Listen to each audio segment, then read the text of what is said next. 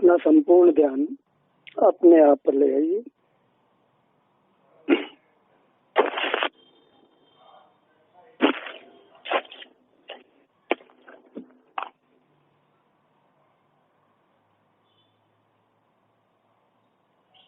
अपनी आनंदमयी काया पर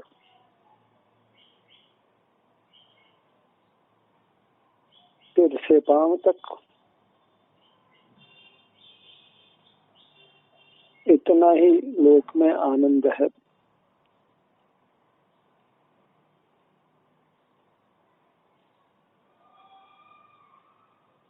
अपने पर आते ही आपको उत्तम सुख का अनुभव होने लगता है।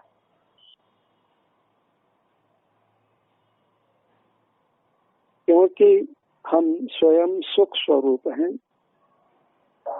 सुख के ही बने हुए हैं।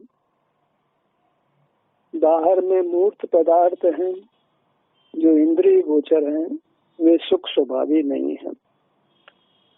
अन्य जीव जो अमूर्त हैं, वे दिखाई नहीं देते, उनका सुख दुख हमारे अनुभव में नहीं आता। इसलिए बाहर से ध्यान हटा लीजिए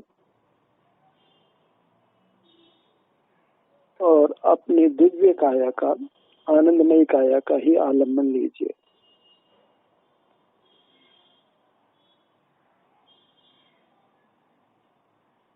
हमें सुख की कामना है और अंतर्दृष्टि करते ही हमको सुख होने लगता है और हमें कुछ नहीं चाहिए।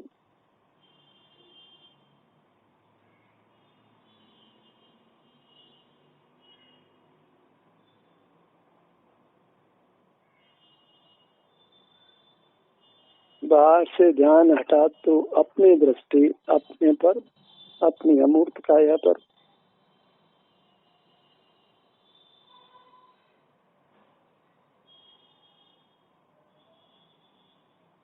यहाँ कर्म का विपाक होने से कुछ अप्रिय संवेदना भी है।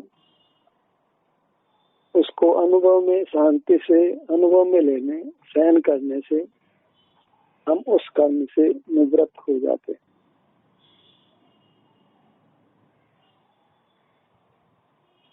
कर्म से निवृत्त हो जाना ही तो मोक्ष मार्ग है।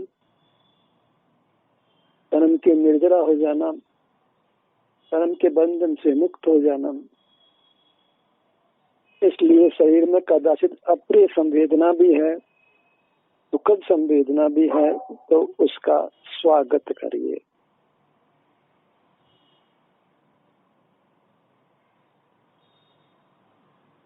अपनी आनंदमय काया में ही रुचि लीजिए।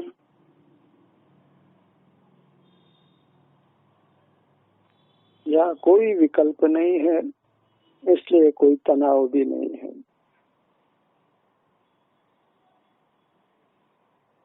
कोई शब्द संख्या का, किसी बाह्य पदार्थ का कोई चिंतन नहीं है, कोई जानना भी नहीं है। इससे एकदम शांति का अनुभव होता है।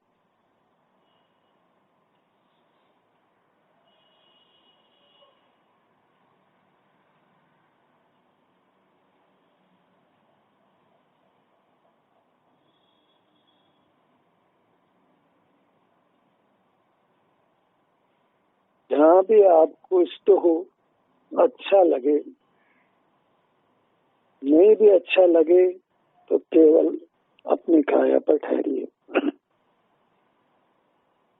जहाँ वेदना है या विशेष सुखानुभूति है, वहाँ तो हमारा योग अपने आप ही जाता है।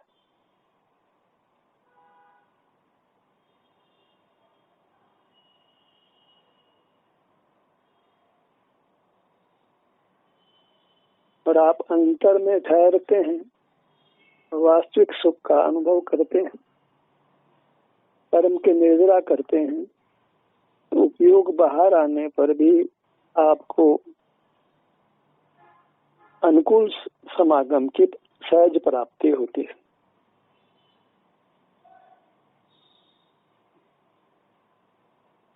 अपना ध्यान जब अपने काया पर आता है, पांव से मस्तक तक, अब पाप प्रकृतियों की निर्जरा भी होती है और उनमें उनका संक्रमण होकर वे बदलकर पुण्य रूप भी होती है। इसलिए उपयोग बाहर कदाचित कमजोरी वश आता भी है, तो हमें बाहर में भी सब प्रकार का लौकिक सुख ही प्राप्त होता है। ये स्वानुभव का जो पुरुषार्थ है, अपनी ही दिव्य काया का जो अपना सुख है, उसका जो भोगना है, वह हमारे जीवन को, लौकिक जीवन को और पारलौकिक जीवन दोनों को सुखद करता है।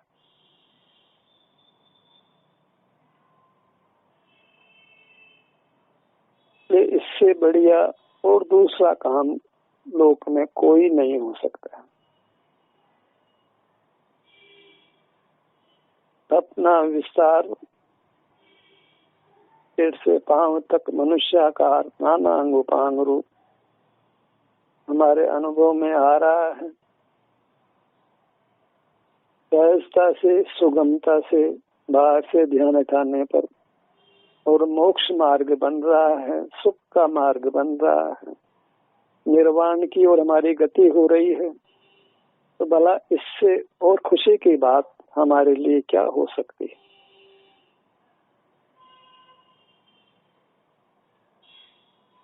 भीतर भीतर हमें एकदम प्रसन्नता का अनुभव होना चाहिए कि हम आनंद के मार्ग को, निर्वाण के मार्ग को, संसार से पार होने के मार्ग को पा गए। और जब तक संसार है, तब तक सकल कर्मों का क्षय नहीं है, तब भी पुण्य के उदय से, पाप प्रकृतियों के पुण्य में बदल जाने से बाहर में भी हमारा जीवन स्वर्ग जैसा, सुख, अपूर्व सुख जैसा हो जाता है। भीतर बाहर सर्वत्र आनंद होता है। बस हमारा रुझान अपनी दिव्य काया की ओर हो, हमारी रुचि हमारी आनंदमय काया की ओर हो। हम अपने आप को आनंद रूप माने। आनंदम ब्रह्मणो रूपम निज देहे व्यवस्थितम। अपने ही देह में आनंद रहा है। ध्यान ही न पश्यंती जातंदा एवं भास्करम। बस जो ध्यान नहीं करते, मनुष्य संवेदन नहीं करते, अपने शारीरिक सुख दुख के अनुभव से दूर भागते हैं, बाहर दुनिया से जुड़ते हैं, वे इस उत्तम सुख को नहीं भोग पाते। वे अभागे हैं, दुर्भाग्य वाले हैं। हमको उस दुर्भाग्य से छुटकारा मिल गया। दुर्गति से मुक्त हुए केवल अपने आप को पाकर, अंतर्दृष्टि करने मात्र से, बाहर से ध्यान हटा लेने से। तो बाहर का जो जितना जानना था, जिसका हमको अनादि से लोभ था, ये देखें वो जाने, बस वो चाह ज्ञान की खत्म हो गई, हमारा मानो मोक्ष हो गया। क्योंकि इस ज्ञान की आकांक्षा से प्राय जीव मुक्त नहीं हो पाते। कुछ न कुछ इंद्रिय ज्ञान, इंद्रिय सुख को चाहते हैं और अंतर में इसलिए स्थित नहीं रह पाते हैं। बाहर खोज करते रहते हैं सुख की, और बाहर सुख मिलता नहीं। आगे आगे आगे रेगिस्तान में मृगमरीचिका की तरह सुख आगे आगे दिखता है, लेकिन मिलता नहीं। और अंतर्दृष्टि करते ही, अपने दिव्य काया के सन्मुख होते ही, बाहर से ध्यान हटाते ही, जो यथार्थ आनंद था, जिसकी हम खोज में लगे थे, वो हम पा जाते हैं। जीवन, ये मनुष्य जीवन पाना सफल हो जाता है।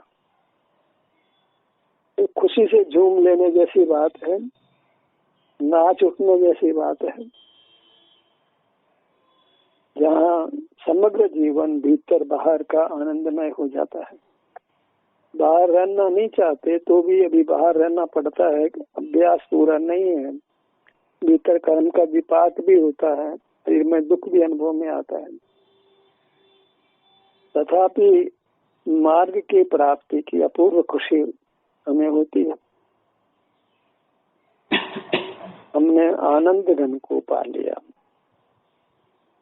पेट से पांव तक हम केवल आनंद ही थे, सुख ही थे। यही आनंद की मीमांसा है।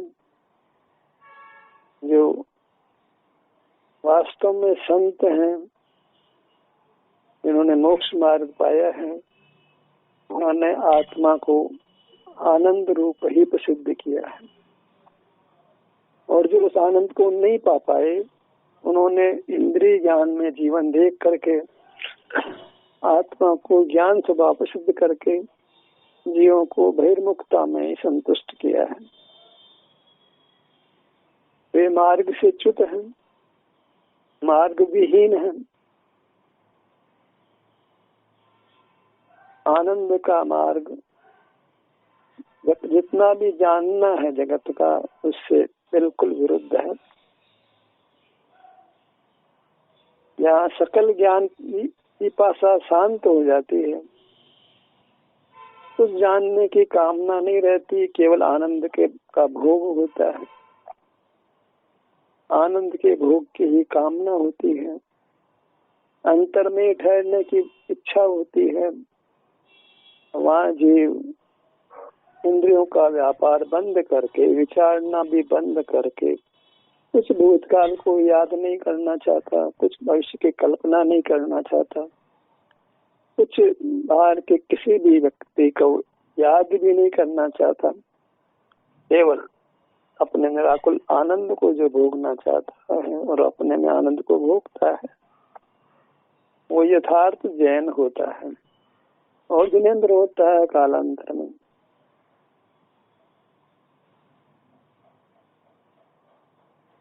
चिन्ह मूर्त को अपने ही आत्म प्रेरणा से ग्रहण करना। मेरा वचन इसलिए है कि आपका ही कॉन्शियस जाग जाए, आपका ही भीतर से ही आपको भीतर से प्रेरणा मिले, सुझाव मिले, अपने में ही ठहरने का, स्वाधीन हो जाए अनुभव करने के लिए। आप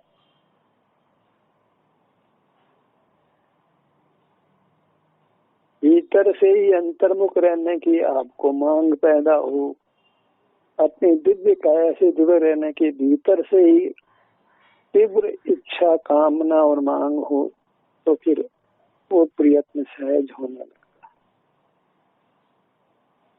अपने अंगों पांगों पर ठहरने का, उन्हीं का स्मरण करने का, उन्हीं के सुख दुख को भोगने का, एकदम सिमट जाना, संवृत हो जाना, जिससे कर्मों का संवर होता है, कर्मों का आना रुक जाता है और कर्मों के निर्जरा होना शुरू हो जाती है। और जब बूंद बूंद करके घड़ा खाली हो जाता है, तो हम भी सब कर्मों से रिक्त होकर परिपूर्ण शुद्ध परमात्मा आनंद में हमेशा के लिए हो जाते हैं। जांचिए अपने शरीर के विभिन्न भागों में आपको कैसी संवेदना मिल रही है।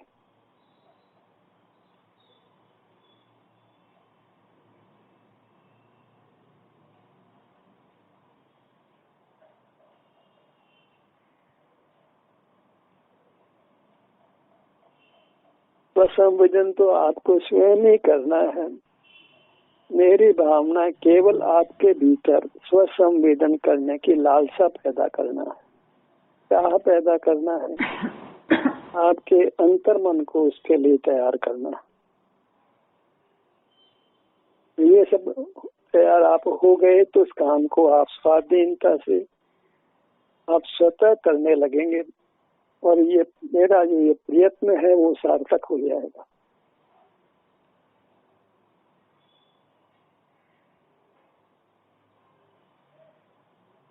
मनुष्याकार आपके अंग उपांग आपके संवेदन में अभी आ रहे हैं,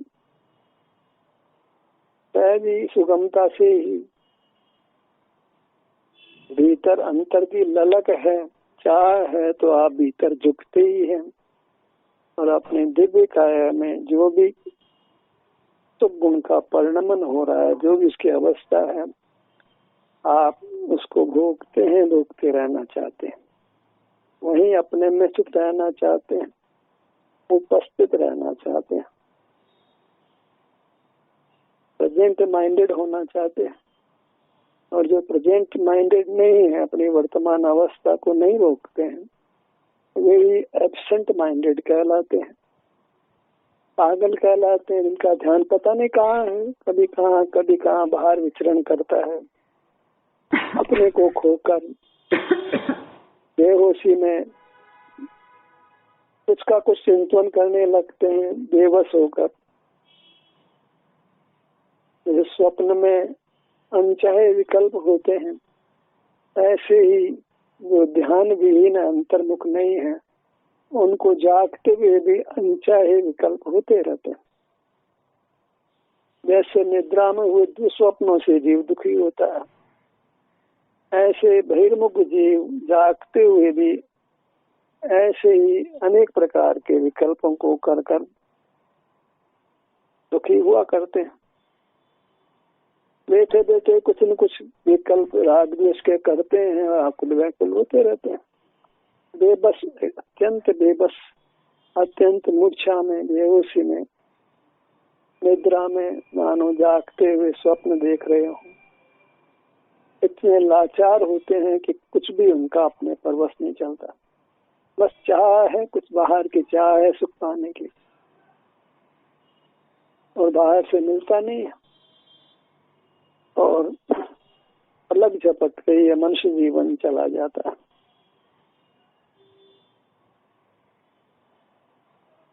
अपने चिन्ह मूर्त को पहचानिए, उसकी वहाँ ठहरिए, देखो आपको उससे कितना प्रेम जागृत होता है। कोई जीव नहीं है जो शरीर में सुख नहीं चाहता हो, स्वास्थ्य नहीं चाहता हो, तथापि बहिर्मुख रह करके अपने शारीरिक सुख को, स्वास्थ्य को नष्ट करता है।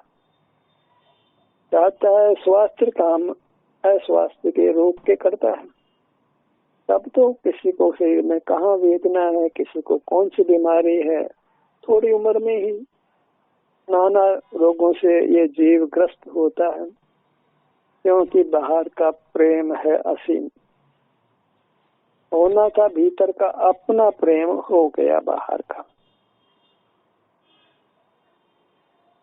बाहर में किसी देव को नमन करके, किसी गुरु को नमन करके, किसी शास्त्र को नमन करके अपना ही तिरस्कार करता है, अपना अपमान करता है।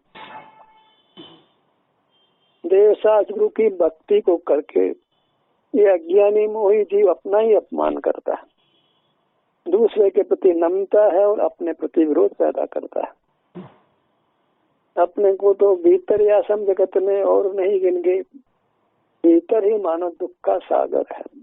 यहाँ अंतर में कभी मजबूरी से देखता भी है, जब वेदना होती है तो लगता है मेरा पूरा शरीर दुख का कंग है, दुख का ही बना हुआ है, दुख का ही घर है। जो आनंद घर है उसको ये मोही जीव दुख का घर मानता है। और जब कभी कोई वेदना हो तो चाहता है कोई मेरे से बात करे, मेरा ध्यान वहां से हट जाए, अंदर से ध्यान, अंदर में ध्यान नहीं जाए। निद्रा की, मूर्छा की, पेन किलर की दवा खा करके भी उसी में जीना चाहता है। आनंद कंद को दुख का कंद मानता, ये शरीर दुखों का घर है, रोगों का घर है। इस प्रकार जो आनंद घर है उसकी निंदा करता है। इस आनंद घर को दुखी घर तो तुमने बनाया है।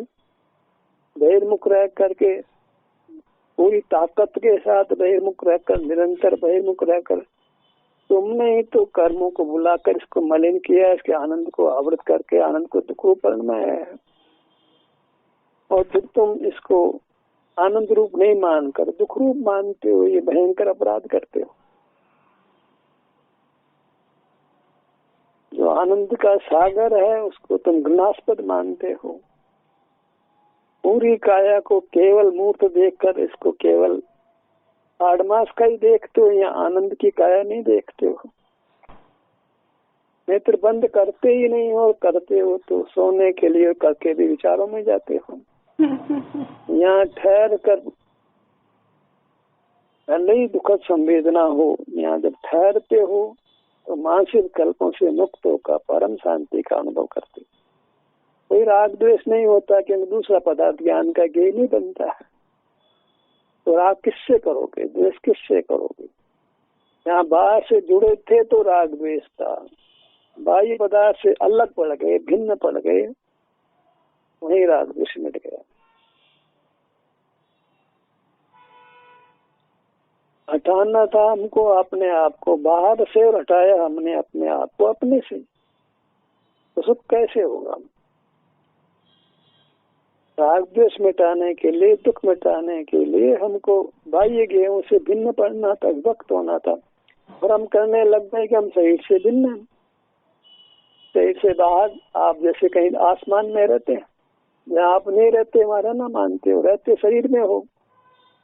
शरीराकार होने से तुम अमूर्त काया ही हो और अपने को शरीर से भिन्न मानते हो। फिर शरीर में रहना नहीं चाहते हो, शरीर में ममत्व नहीं करना चाहते हो। शरीर के ममत्व को तुम एकांत मिथ्यात्व मानते हो, और दो शरीर को ही नहीं मानते हो। एक ही शरीर दिखाई देता है, क्योंकि दूसरा शरीर देखा ही नहीं, कभी अंतर्दृष्टि की नहीं है। तो बेचारा शरीर को केवल आपदा का घर कुछ और जिनके मनास्पद मानता है, दूसरा कुछ दिखाई नहीं पड़ता है, क्योंकि आंखों से देखा है ना अपने आप को। आप तो आंखों से दिखने वाला पदार्थ नहीं है, ये तो अनुभव में आनंद करने से, अनुभव में वेदन में आने वाला पदार्थ है। अपनी फोटो खिंचवाता है, अरे भले आदमी तुम्हारी फोटो आती भी है, कभी वो इंद्रिय गोचर होगा तो फोटो आएगी। तुम केवल अपने वेदन में आते हो, सुख दुख के वेदन रूप से तुम्हारा स्वरूप है, और तुम उसको कैमरे का विषय, इंद्रिय का विषय बनाना चाहते हो, अपना भी और दूसरों का भी। सबको मूर्त रूप ही देखते हो, अपने माता पिता को, अपने परिवार को, भगवान को, मुनि को, सबकी फोटो उठा के तुमने घर में। जीव फोटो वाला नहीं है, आनंद घन वेदन रूप है, संविद है वो। क्यों अपना ही बहिष्कार तिरस्कार अपने को मूर्त रूप मानकर करते हो? अपने को भी मूर्त जानते हो, भगवान को भी मूर्त देखते हो, तुम उनकी भी प्रतिमा बनाते हो, उनको भी मूर्त देखते हो। माता पिता की भी फोटो टांगते हो, अपने भी फोटो टांगते हो, बच्चों की भी फोटो ही देखते हो। इतना फोटो का आदान प्रदान होता है इस कलिकाल में। मोबाइल फोटो से भर गए हैं, उनसे हम आलिंगन करते हैं। इतना इंद्रिय ज्ञान का संस्कार हमने भीतर संजोया है।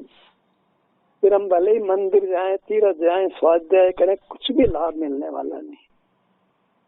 उपवास करें और पता नहीं नाना पदार्थों का त्याग करें, जब अपना ही त्याग किया है तो बाह्य पदार्थों के त्याग से क्या होने वाला है?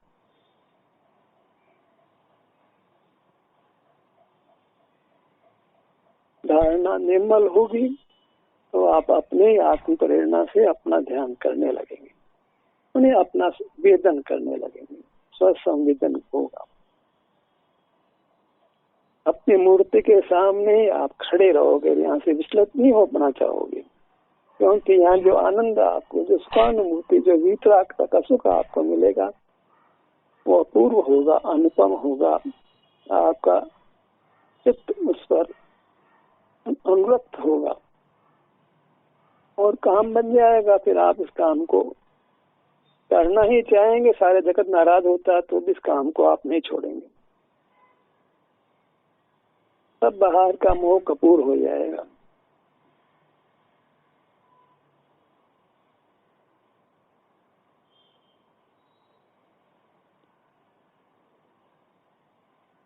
मुखमंडल पर आइए, यहाँ पांचों इंद्रियां हमको बहिर्मुख करती हैं।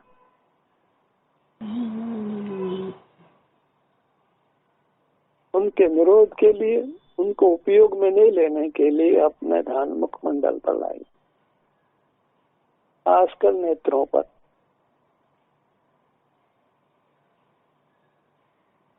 मन चंचल हो तो नेत्रों को जोर से बींच कर रखिए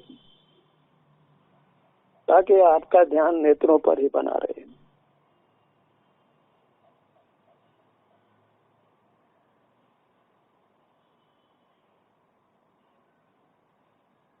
कुछ हानि होने वाली नहीं है, लाभ ही मिलेगा।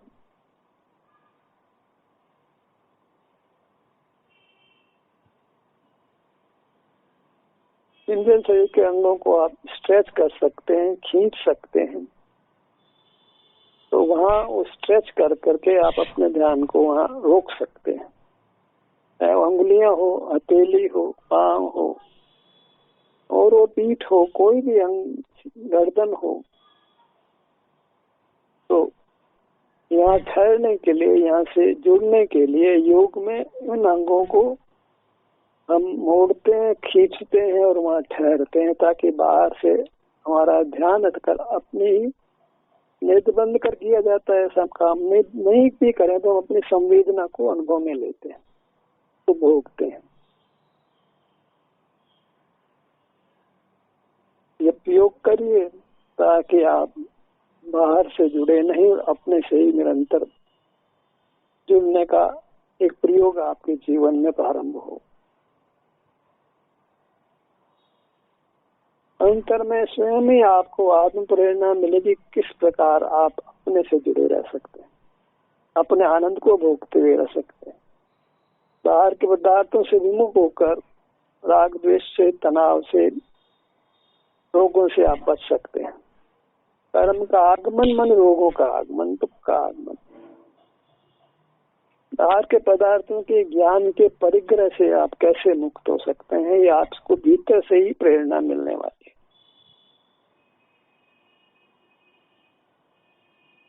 दोनों कानों के भाग पर आइए।